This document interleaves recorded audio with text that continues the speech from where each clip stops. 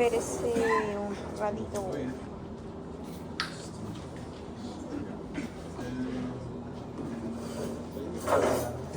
El Mintos, el Mintos, miércoles 9 de abril. Algunos elementos que vamos a tomar en cuenta porque las presentaciones en los dos grupos del tema de estrongiloides más oxuris y tenias estaba bastante bien, había algunos detalles, por ejemplo, que voy a tomar en cuenta. Es importante para que podamos, aunque no están todos, siempre hay algunos que falta, ¿no? Pero sobre todo, por ejemplo, la imagen que estoy mostrando nos indica en primer lugar el parásito adulto hembra normalmente deposita los huevos, o sea, madura y deposita en el interior de la mucosa del orgasmo. No vamos a encontrar huevos. Esos huevos van madurando y forman la larva lateral. Esta larva es la que cabalmente se va a identificar cuando el paciente elimina a través de la materia fecal. La característica, sobre todo, que han hablado ustedes también mucho, es sobre las formas de ciclo. El ciclo directo que incluye justamente el hecho de que la orositiforme, que es otra que son eliminadas por las heces, van a mudar, ¿no? Van a transformarse en filariforme.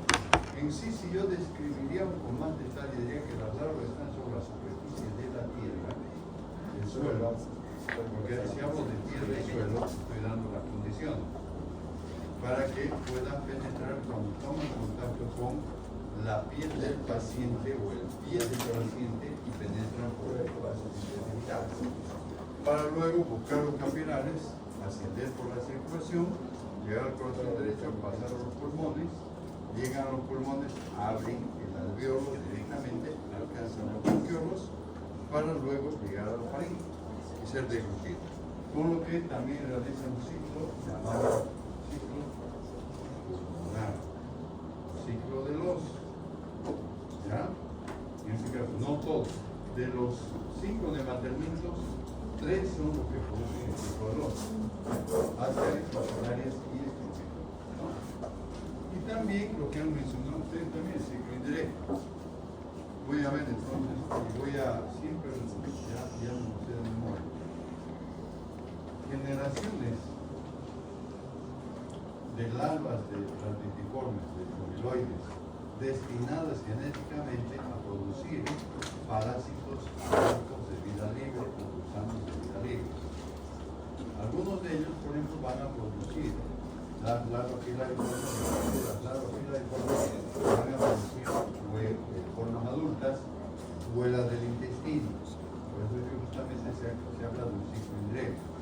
Los parásitos adultos, el macho fecunda a la hembra produce los huevos van a dar lugar a nuevas generaciones de larvas plantitiformes que van a formar las filariformes y continúan cabalmente el ciclo. O sea, al final la larva filariforme va a continuar con el ciclo directo, va a tener que penetrar por la piel. No hay forma de buscar otra vía.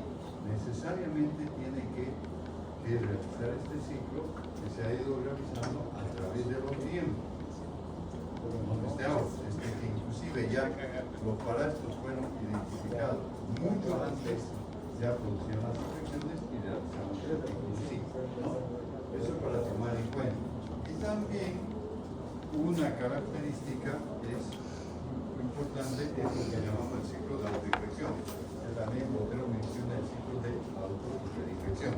El hecho, digamos, de que las larvas en el intestino, o sea, se transformen en filariformes, penetren por la circulación, asciendan por la circulación, lleguen al corazón, pasen a pulmones, suban por la faringe y sean deglutidas.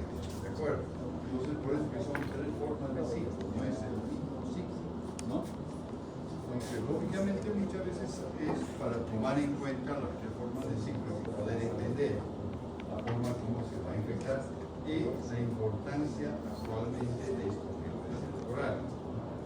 De todos modos, voy a ver después, voy a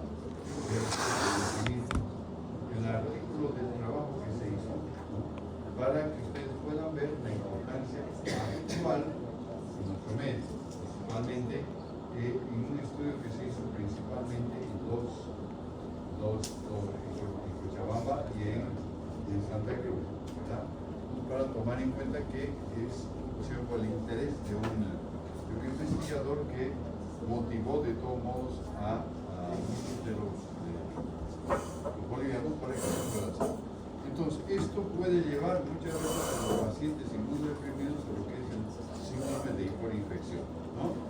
Entonces, muchas veces puede haber una implantación masiva de hembras adultas en todo el intestino que puede llegar en algún momento a nivel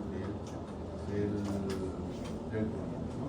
Acá está una imagen diferente que, por lo menos en los dos grupos, se ha ido entendiendo claramente la parte del signo. La patología se refiere a las características del parásito que determinan justamente cambios en el organismo, ¿no? Factores de patogenicidad, producción de sustancias, ¿no?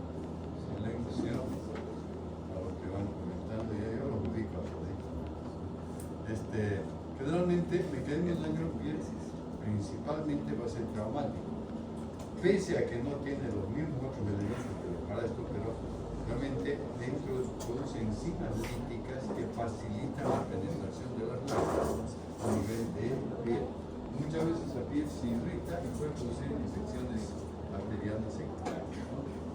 En el pulmón el daño es mucho más intenso, en general en relación a los parásitos, porque son altamente tóxicos y generan una respuesta inflamatoria intensa. Puede producir generalmente, el granuloma es una estructura que se va formando por acúmulo de sustancias propias del tejido envueltas por los eosinófilos. Entonces, ese granuloma es lo que va a estar presente y va a determinar justamente una lesión muy característica en el pulmón, que muchas veces se hace observable a través de las imágenes de placas radiográficas. A nivel de intensidad, inflamación catarral, secreción mucosa, muchas veces, por ejemplo, ¿cuál es el principal mecanismo patogénico producido por tumores del intestino? La poder de inflamación catarral, congestión y edema de las paredes intestinales. No tienen que describir todo, porque siempre lo que estamos, por ejemplo, calculamos hacer con 10 preguntas usualmente, ¿no? Para que se pueda realizar en el lapso de 25 a 30 minutos. Ya al final sí, pero todavía falta. Al final es un poco más largo, pero sí es que ya en su momento llegaremos todavía.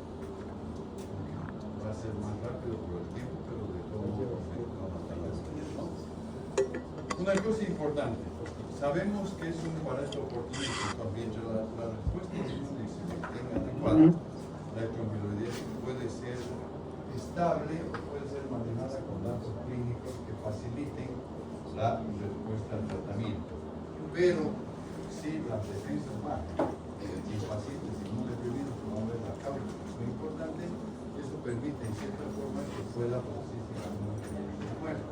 Porque hay muchos pacientes, ¿no?, que generalmente presentan muchas de estas enfermedades, por lo que yo denomino que el paciente que está en mucha bibliografía, paciente de situación de calle, que lo vemos en nuestra ciudad o en nuestra ciudad, son pacientes que van a estar infectados. Estoy hablando de una sola enfermedad, ¿no? Pero muchas veces tienen varias afecciones que condicionan de todos modos a los problemas, ¿no? Es más rápido porque eso ya lo hemos visto, la disminución de todos los órganos, ¿no? Las manifestaciones clínicas generalmente a nivel de la piel, el foco hemorrágico, la prurito, edema, ictericia, etc., ¿no? Que es lo que han mencionado, han aumentado algunas cosas ustedes, pero que es factible para que podamos entender. Las lesiones cutáneas, que es lo que he manifestado un poco, ¿no? La parte más frecuente son los pies, porque el individuo descalzo es el que va a ser más susceptible de poder, ¿no?, de adquirir la infección. Y además, eso va a producir un escosor que va a permitir que comer más carne se pueda infectar a los peces. ¿Ya? Muy bien. La invasión pulmonar característica. Invade los pulmones, se disemina, va a producir un cuadro de una neumonitis importante, una elevación térmica, ¿no? Y sobre todo, que también acá se puede observar en lo que es el síndrome de Lepre. Manifesté, por ejemplo, el síndrome de Lepre cuando hay presencia masiva de formas larvarias, en el caso de ácaris, en el caso de mucinarias y en el caso de estrogeloides. ¿Ya? Vamos a verlo en otro momento, en otra de las unidades, síndrome de Lepre específico, hablando de la parte de la manifestación de clínicas de tipo respiratorio y la condición de salud.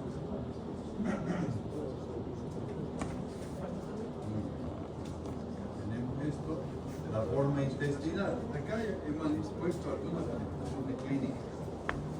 Si el paciente tiene una infección de Staphylococcus colalis a nivel del intestino, generalmente, ¿qué va a presentar?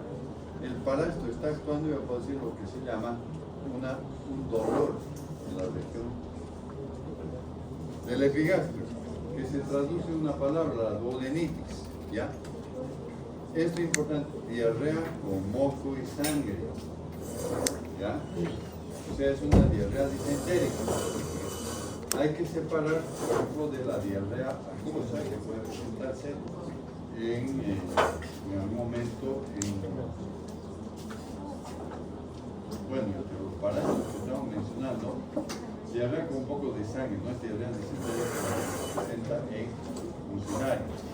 Ascaris, puede haber una diarrea parcial, pero no es un parásito que habitualmente puede presentar diarreas, ¿ok? Pero diarrea disentérica, diarrea con moco y sangre.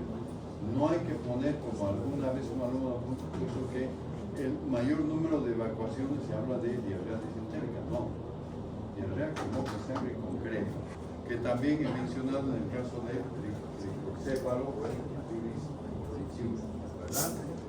El síndrome de la absorción, que dificulta la parte de estar absorbiendo sangre, estar ingresando sangre también en parásito. Abdominal, aumento de la evacuación.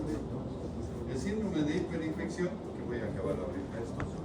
Los parásitos pueden permanecer por más tiempo en el pulmón y pueden llegar a adultos. Puede producir una estrongiloidiasis pulmonar por adultos, síntomas de bronquitis, neumonía, ¿no? La invasión masiva del intestino delgado produce síntomas mucho más acentuados, ¿no? Entonces comienza a recurrir, ¿no? Aquí menciono diarrea, náuseas y vómitos, especialmente vómitos. Muchas veces no menciono yo como síntoma, en cambio el alumno, lo primero que a veces le viene a la cabeza es náusea y vómito. Se olvida del dolor abdominal, de la diarrea, etcétera, que son muchos más importantes como diagnóstico o como síntoma que vamos a ver, ¿no? Invasión de las larvas, puede haber migración de larvas o que se afecten a varios órganos. No es una migración errática, sino que se llena y comienza a difundir. Entonces, que a veces el paciente ya tiene una falla multiorgánica, ¿De pero qué la causa parásito es una estrongiloidiasis en un síndrome de hiperinfección donde hay baja de defensa. Puede haber un severo ataque del estado general, deshidratación, la formación de granulomas, necrosis y perforación intestinal.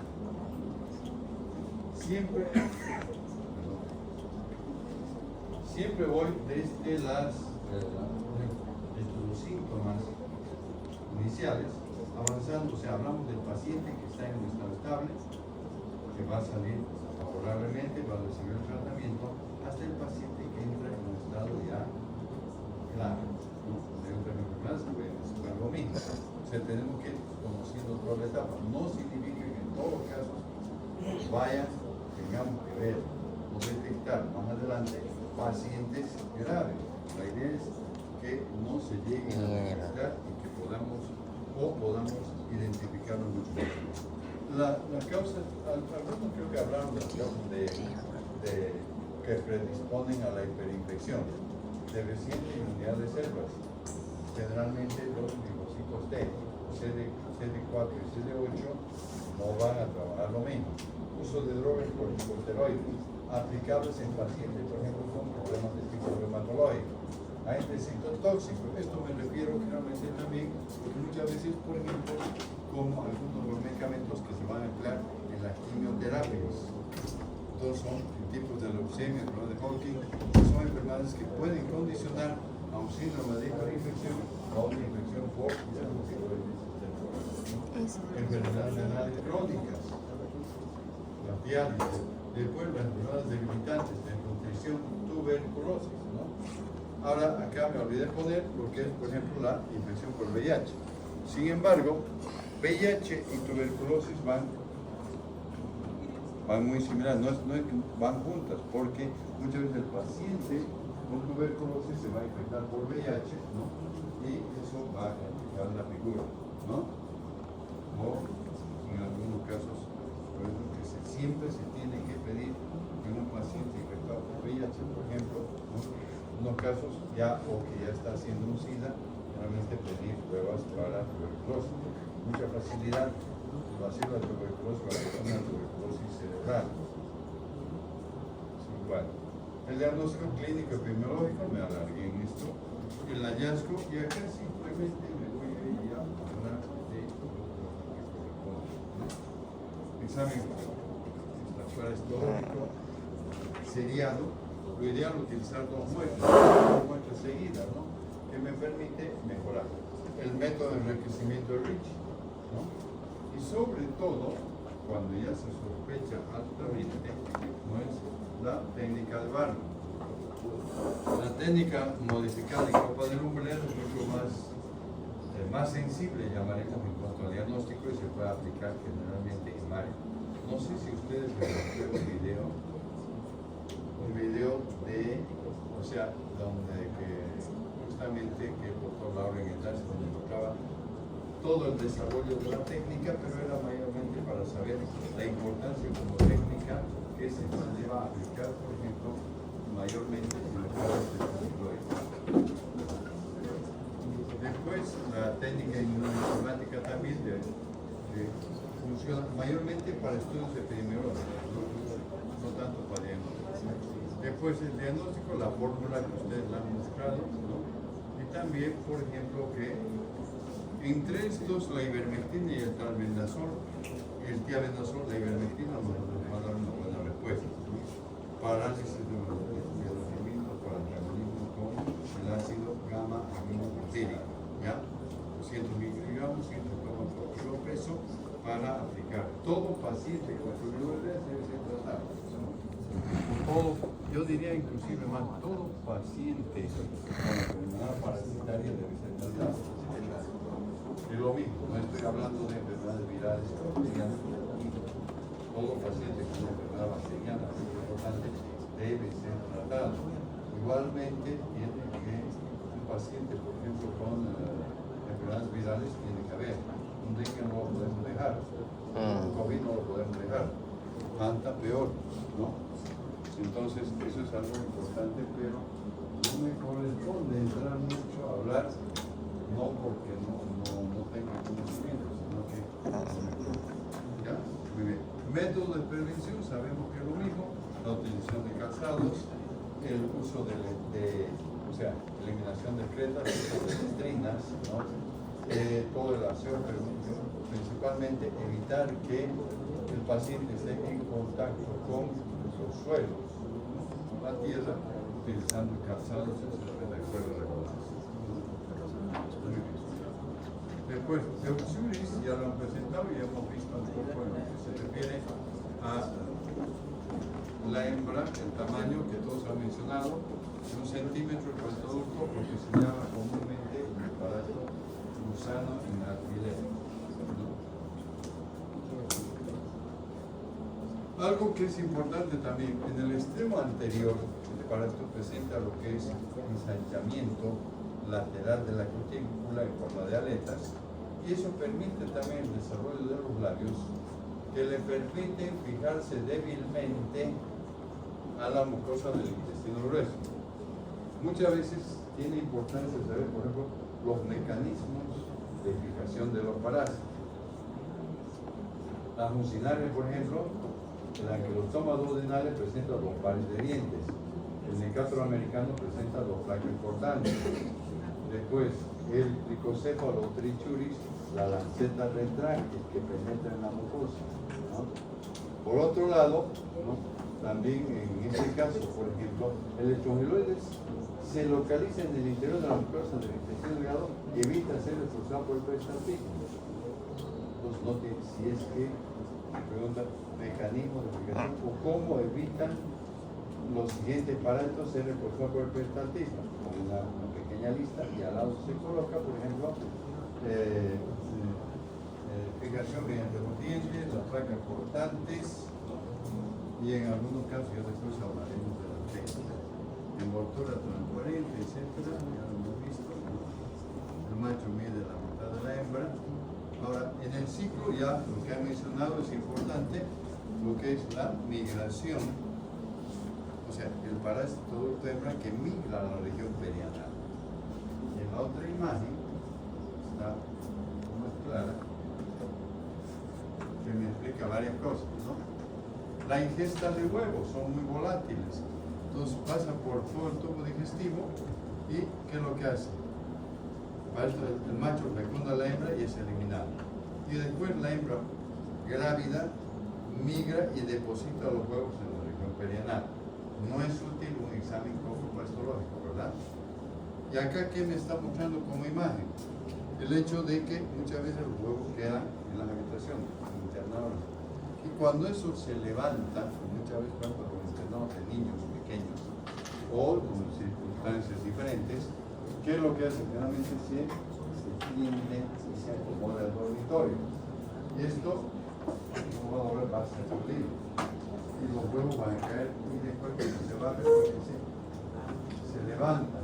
Y es por eso que muchas veces en habitaciones donde hay una sola o un dormitorio que es compartido por muchos niños, entonces se va a llamar también el ambiente lusuriásico.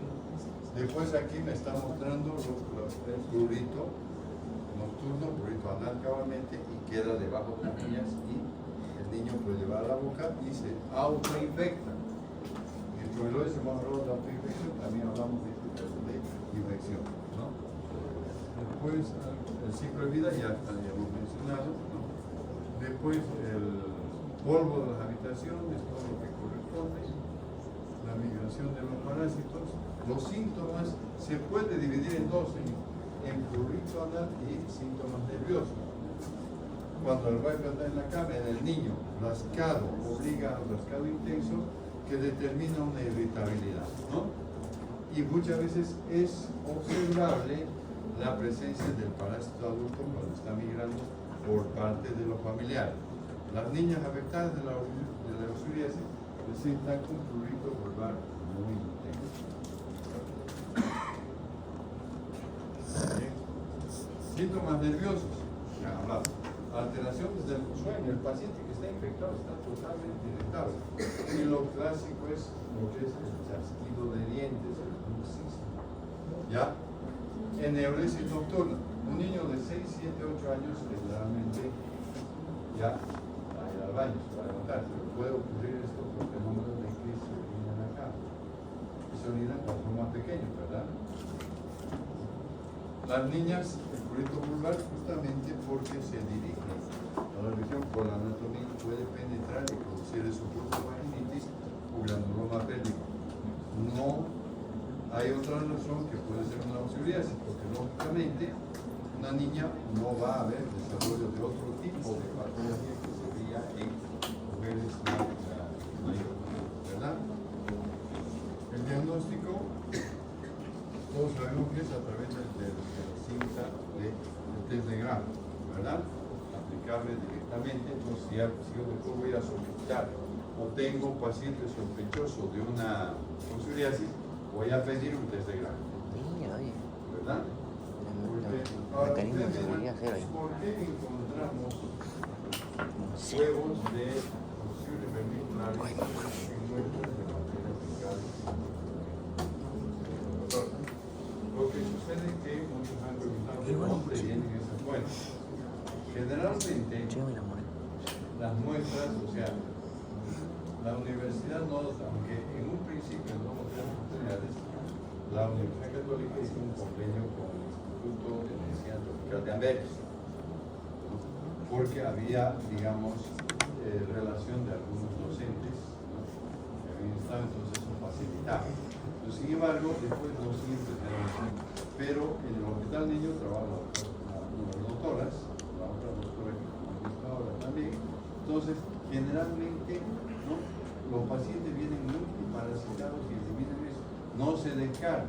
¿Cuál es la utilidad de la conservación de muestras? Siempre, por ejemplo, los hospitales guardan las muestras para los estudiantes, principalmente de bioquímica. Y actualmente se guarda mucho para los estudiantes de medicina, porque tienen que ver, tienen que reconocer, ¿no? No es lo mismo que en imagen. Cuando se ha aplicado la parte virtual de la química complicada, ¿no? Yo muchas veces tenemos que mostrar imágenes, pero no funcionales, no es lo mismo. No funciona directamente, porque no es lo mismo que ustedes ven en el microscopio la forma parasitaria, ¿no? Y yo les muestro una imagen de esta, esto sí en la parte teórica para poder ver, ¿ya? Algo que quería comentar en la parte del tratamiento. En algún caso, alguno de los grupos habló, por ejemplo, de la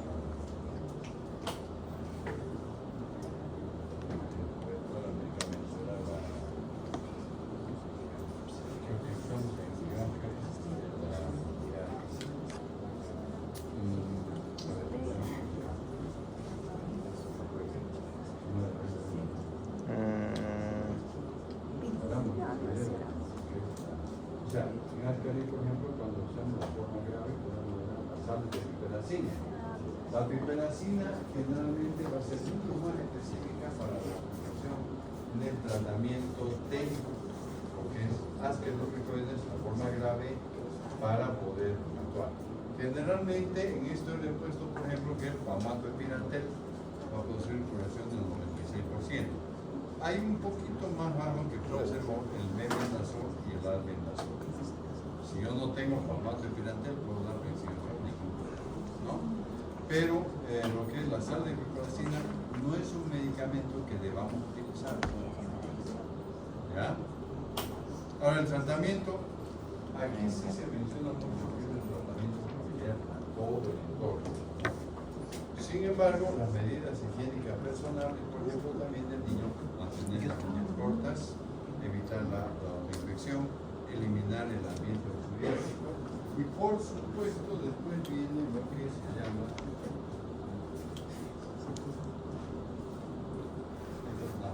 baño diario, limpieza de las habitaciones, utilización adecuada de la o sea, son las medidas que se van a emplear en general en la mayoría de las infecciones, ¿no? Para evitar que se repitan, que se reinfecten y que se produzca mayor compromiso, ¿verdad?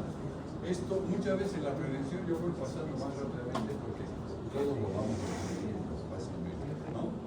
La psoriasis generalmente, por último, es una de las enfermedades menos ha disminuido en las zonas tropicales. Mayormente podemos encontrar muchas zonas templadas o frías, donde habitualmente, muchas veces, en ciertas zonas muy frías, generalmente disminuye la utilización de baño, o sea, bañarse, lógicamente por la condición de frío, eso influye bastante. En cambio, en el trópico o en las zonas tropicales es mucho más frecuente y la utilización normalmente, estoy refiriendo, no la condición que tenemos nosotros, que de cómo se hace frío, bueno, o sea, hay forma de que la temperatura esté tibia o un poco caliente, un poco menos más factible. Por eso sentimos que eso llega a los pacientes. ¿Ya? ¿Alguna pregunta, alguna duda? No. ¿Alguna interrogante? Ya inclusive se ha hecho la presentación. Sería grabarlo en otro video. No vamos a acabar. Pero, cuando hablamos de esos todos, estamos hablando de vínculos, ¿no? Y Y los estodos generalmente también se van a fijar a la mucosa del intestino delgado por un elemento morfológico, se lo pone a órgano para poder escribir. Scolex. Tienen cuerpos segmentados y los segmentos se denominan proglótides. Son planos hermafroditas, o sea que tienen elementos sexuales masculinos y femeninos, caracterizado por su aspecto acintado. Todos son helmintos. ¿Se acuerdan que al principio hemos mencionado, llegamos a estudiar primeramente lo que son los helmintos? Y primeramente yo les mostré los lemas del minto: Ascaris, Mucinaria, Juris, Enchorigones.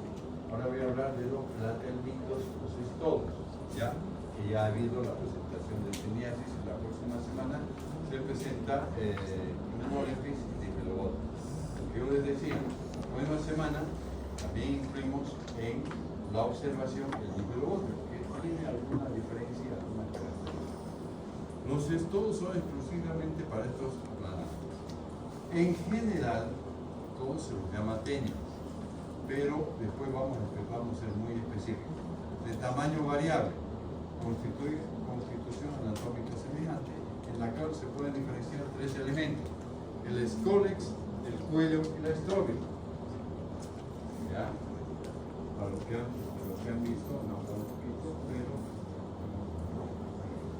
acá tenemos esto aumentado con microscopía. ¿Ya? Esto corresponde al scolex. Se puede tener ganchos y ventosas, ¿no? Un cestodo es este, por ejemplo, esto correspondería al de la tenia segmental. El scolex vendría aquí.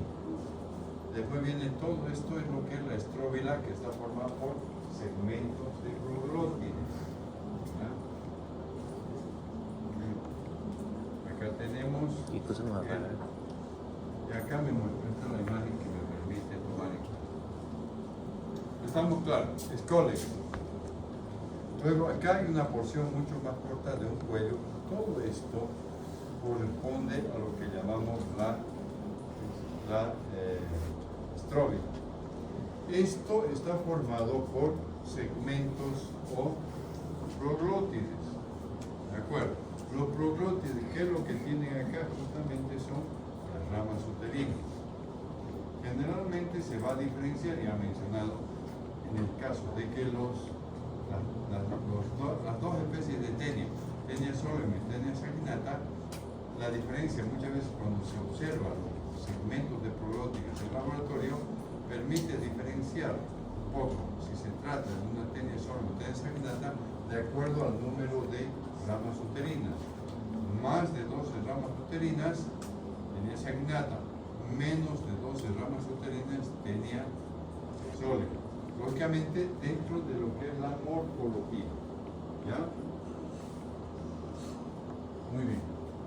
¿Qué función cumple el scolex? Generalmente la porción anterior, pequeño, del tamaño de la cabeza de un alfiler, que actúa solamente como elemento de fijación, que puede presentar ventosas, ganchos, y el término de Botrytis, que seguramente van a tomar en cuenta el grupo que va a presentar la Dipelobotria, que son, digamos, o sea, lateralmente.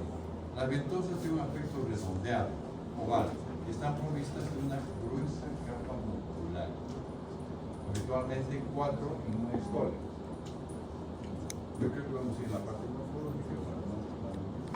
Botrytis inhibidores longitudinales.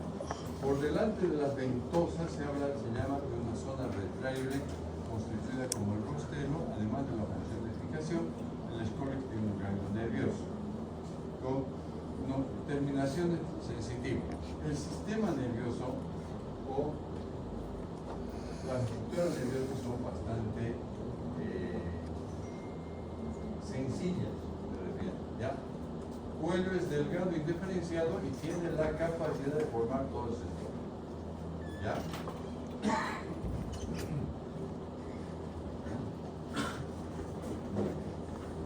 El cuerpo, ya lo entendemos, recibe el nombre de estróbila y la cadena está constituida por segmentos de elementos cuadrangulares que va a variar entre una especie y otra, ¿no? Cuando se observa, por ejemplo, alguna vez cuando el paciente, creo que tenemos una historia, color blanco o grisáceo, tegumento en toda la extensión o levantamiento. No presenta las mismas características morfológicas que las que cabalmente presentaba los nematelmintos, ¿no? Cavidad celulomática, etc. La superficie de absorción es mucho más grande porque muchas veces a través de la membrana externa o la superficie va a permitir la nutrición del agua, ¿no? Hermafroditas, cada proglótide presenta un sistema. ¿Por qué se habla de sistema? Es para la parte de la didáctica. El sistema genital masculino y femenino, es fácil poder explicarlo. Donde se desarrolla el útero con capacidad de almacenar gran cantidad de huevos. Aunque muchas veces la producción va a ser de generalmente un solo parásito adulto, ¿ya? Y se adhiere a la paréntesis por el cuerpo. Bueno, después tenemos siempre en las generalidades, para que yo pueda eliminar todo el parásito, tiene que ser eliminación completa del parásito cuando está en se ha desprendido. No permite que pueda ser eliminado con la acción, por ejemplo, del parásito en la eliminación de células, ¿no? Generalmente en esto hay que tomar en cuenta que en los ciclos hay ciclos, llamaremos relativamente complejos, en los que intervienen huéspedes intermediarios, mientras que otros pueden transmitirse directamente de persona a persona por ingestión de huevos, por ejemplo, ventana o es el único, solamente que los otros tienen huéspedes intermediarios. Tenemos simplemente esto, ya dejo la parte general y ahora teniasis, infección producida por la forma adulta del sector género tenia, comprende dos especies, tenia sólida y tenia sanguinaria. Generalmente estudiamos las características que se desarrollan en el intestino delgado del único hospedero que es el hombre. Los huéspedes intermediarios naturales de los animales, incluyendo tenias, se alojan los metacestodos, las formas larvales, en tenia sanguinata el ganado vacuno y en tenia sólida el cerdo. Es mucho más frecuente que el hombre se enferme por la teniasis, por tenia sólida. Vamos a ver después en las características, aunque ya en todos los grupos se ha adelantado un poco la ciclo, ¿no? Fíjense, por ejemplo, la morfología, ¿no? Columna de ganchos, ventosa, y la tenia sanguinata, presencia de color de ganchos. La procedimiento, ¿no?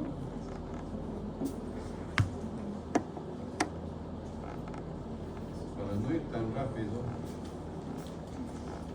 porque la tarde ha sido un poco más intensa. Entonces, vamos a... hay tiempo todavía. Así que vamos a empezar acá. ¿Ya? ¿Alguna pregunta, alguna duda? Ahora después voy a volver a explicar para todo perfectamente. En la clase de la tarde, a partir de las 5 menos 20, vamos a hablar un poquito antes, tenemos nuestro primer examen parcial teórico. ¿Sobre qué? Sobre la primera unidad. Concepto de fría.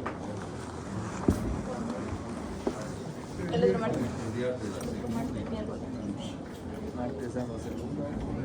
Ya vale. Y lunes, sábado, segundo. No me acuerdo. 3. Para la serie de semana estamos corridos.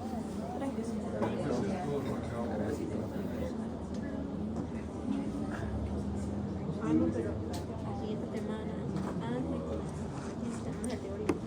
Teórico práctico. Teórica. Ah, teórico práctico. Ah, Esta siguiente semana. ¿qué dice una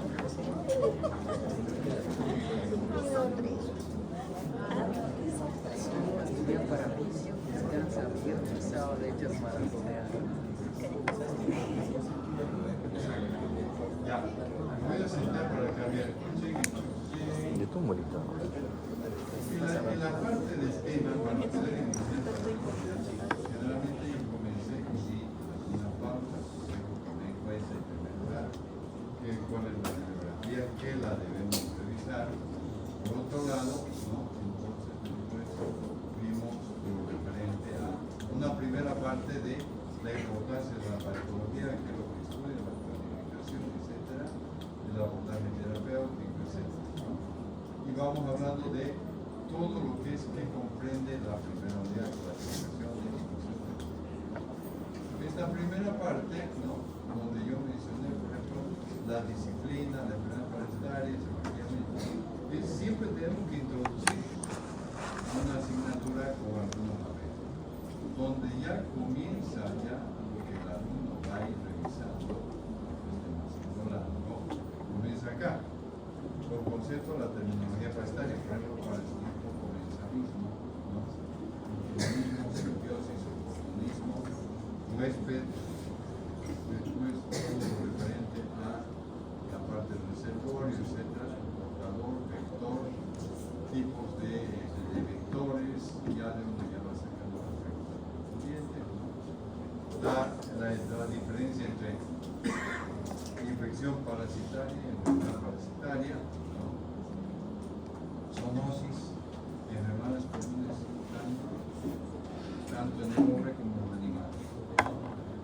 Tal vez epidemia, algunas cositas, por ejemplo, la virulencia, el periodo de incubación, el periodo prepatente, patente, sí, diferencial, la clasificación, todo esto es para explicar, pero la clasificación en el interior o exterior, algo que es importante, si se pregunta cómo clasifica los parámetros de acuerdo a su capacidad de selección, realmente tiene que ser patógenos, no patógenos y oportunistas. Botero hace una descripción muy cabal al respecto. ¿Ya? Muy bien. Esto es la clasificación biológica. Una vez pregunté cuándo los exámenes eran de acuerdo a objetivos específicos y objetivos adicionales. Ahora cambió la figura. Después, por ejemplo, la adaptación tecnológica, pero el ciclo de vida tenemos que definir muy bien. Los mecanismos de acción parasitaria, en algún momento podemos preguntar, por ejemplo, el mecanismo de acción bioquímica o mecánica, ¿verdad? Después, algo que sí, no es correlativo. La parte de prevalencia lo voy a dejar con esto sí, mencionar con 2 o 3 factores epidemiológicos para la transmisión de la enfermedad parasitaria. Luego, no tanto con escribir con detalle, pero con importancia. Después, la epidemiología, esto es un dato para poder explicar la patología. Mecanismos de transmisión, aunque no se detalle al respecto. ¿De acuerdo? Detallaremos más.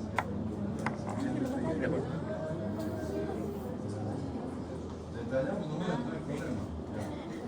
Fíjense, por infección por boca, por rectalismo, es la infección parasitaria, infección por carnívorismo, la diseminación ya es la cadena alimenticia, algo que complementa. ¿Ya? Está claro. Solamente. Porque pensaban que entraba algo más.